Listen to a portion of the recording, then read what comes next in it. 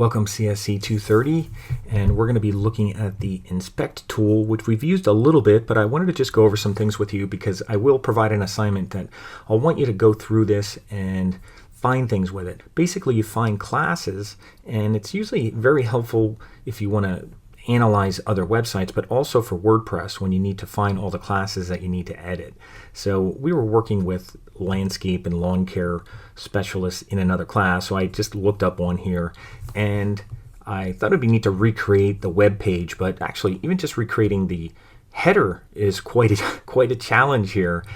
And I'll just show you what I was working on here. I was going to have you do all this and copy some of the HTML and copy some of the CSS.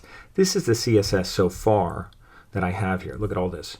Header Tippy, Tippy left, Tippy right, header top, all this kind of stuff. This is the CSS so far. And this is the HTML so far. And you can see all the kind of embedding the children of classes we have. Header class, header Tippy, then inside there's Tippy left, Tippy right, then there's header top. This is all, believe it or not, all the stuff I have here so far. And then finally I was like, this isn't going to work doing this.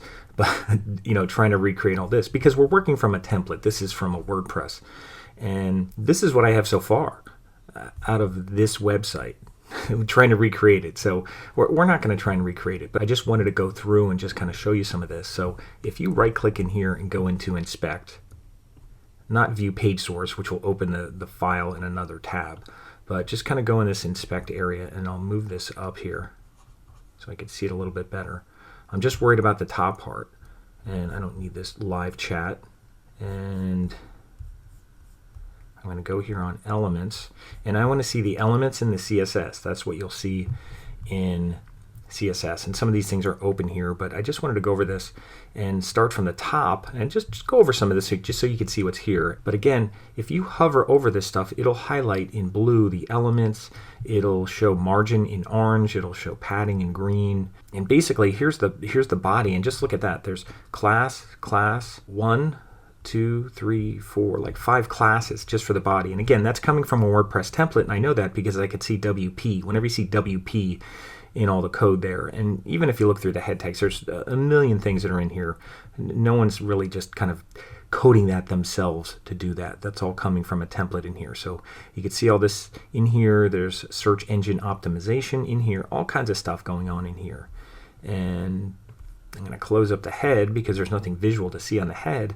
And as we go down body, by the time we get something that's actually visible, the only thing so far is really the header goes from this blue and green thing down to the navigation. So if I hover over the header, it says class header role equals banner. That's basically just this part through the navigation. That's all the header is. And then below that, they call it banner, because as you go down the page, they call that the banner part. So they're calling this the header. So as we go in the header, there's not a lot of CSS here. It just says display blocks. There's not a lot going on for the header. So I'll scroll back up here. But that's kind of the main container. As I start digging in here, I see something called header Tippy, and that's just this thing up here. That's header Tippy. And what is header Tippy? Well, let's go into header Tippy down here. Header Tippy has Tippy left and Tippy right. So this is Tippy left, and I could hover over this. There's Tippy left, and it's a div header Tippy left, and then there's Tippy right over there. That's the green one. And if I click on these, you'll see there's basically just classes here that give them color. There's no content. So there's just 50%. It's floated to the left. It has a height of 19 pixels. It's blue. It has border box, so it doesn't go outside the container when we're using floats. And there's a border right that's white. So there's a 2-pixel border here. And then Tippy left, or I should say Tippy right, that was Tippy left. And then this one, the green one, when I go on Tippy right, same thing, 50%, 19 pixels. This one's green. Same box sizing border box that we used early in the semester, and it has a 2-pixel to the left. So that's creating that white. So there's 4 pixels there that are adding up. So those things are just, these classes here are basically just making those 2 stripes, really, as we get into it. So there's 3 classes just for that. We haven't even gotten into the logo yet. So I'll close up Tippy, and then I'll go to header top. Now header top is kind of the container. If I hover over header top, you can see kind of orange on the right and left and green on the top and bottom when I do that. And that's basically the padding on the top and bottom and the margin on the right and left. Now if I click on header top, you can see over here it'll even come up when I go over margin. That's margin auto because it's set to 90% or a max of 1300. But there's margin auto, which means it puts even auto on either side. And then the padding, that's on the top and bottom. That's 24 picks.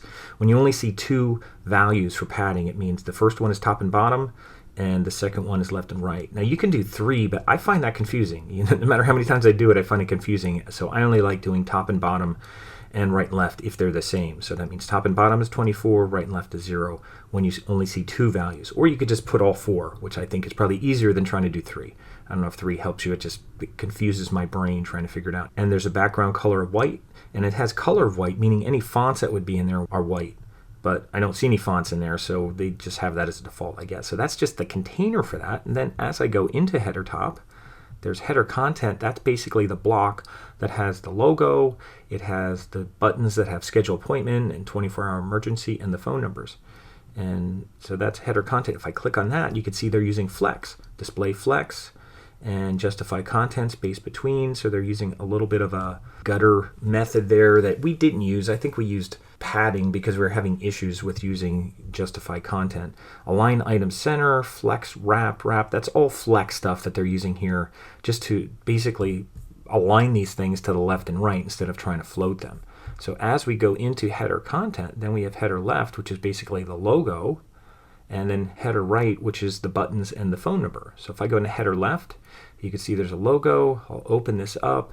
There's a logo wrap, and then there's the actual logo itself that has its own class name. Where's the class here? Header logo entered, header logo wrap. Let me move this over. Class header logo. See here's header logo.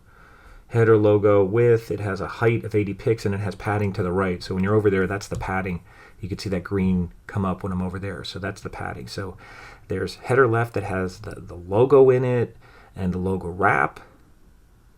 And then there's header right. So that's header left. That's all inside of header content, which is all inside of header top, which is all inside of header. And then there's header right, which has header right phone and header right buttons. And then inside header right buttons, they're using unordered lists, line items to create all that stuff in there.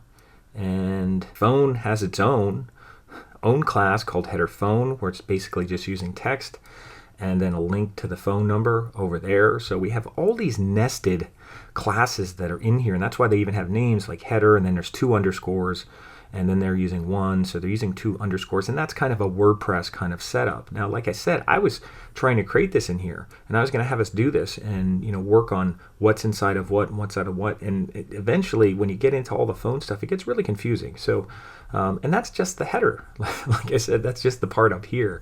But it's good to go in here and look at this. I don't expect you to go in here and create all these different classes that are inside that. You may have to do some of that. We were doing some of that with containers, and you know how to build something inside of something so that you could use flex. Remember, we had to use a container so that we can flex the container items inside there. So that's why we contain things sometimes with classes.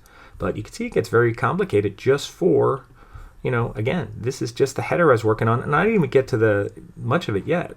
This is I didn't even get to positioning up here or the buttons or anything else yet. It just says 24-hour emergency. So I didn't even get all the buttons done yet that I was working on there. So I'm not going to do that as an exercise. But what I am going to do is I'm going to have you learn to go through this a little bit, because if you ever work with WordPress or you just need to analyze things, going through there is very helpful to look at other people's work and to look at the elements and to look at the CSS over here.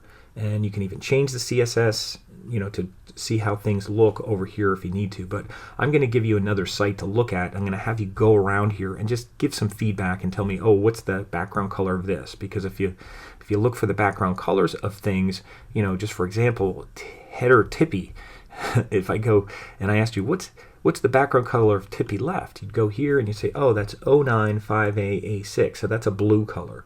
And if I said, what RGB is it? Well, you could go in here and you could say, oh, that's RGB 990-166, and the alpha's 1, meaning it's 100%. So I just want you to understand how to go through here a little bit and how to find your way around just a little bit so you can analyze HTML, CSS a little bit better. You can also use the console too when we work with JavaScript, which we are. We are going to use JavaScript coming up very soon. I already started recording some things for our JavaScript working with the DOM, but you can also, look for errors in here, because sometimes it's harder to find your errors in the code, but if you run it and you inspect, it'll give you an error, so you'll kind of get an idea of what's happening. So that's what's happening next. I just wanted to introduce this to you a little bit, the inspect, and we're going to use this a little bit more so it becomes a kind of a tool in your toolkit. So stay tuned for the next assignment, which will have you going through this a little bit. I'm not sure if I'll do it as a discussion or a separate assignment, but I'll basically have a bunch of questions to ask you about certain things. So I might put it in a quiz. So look for that coming up.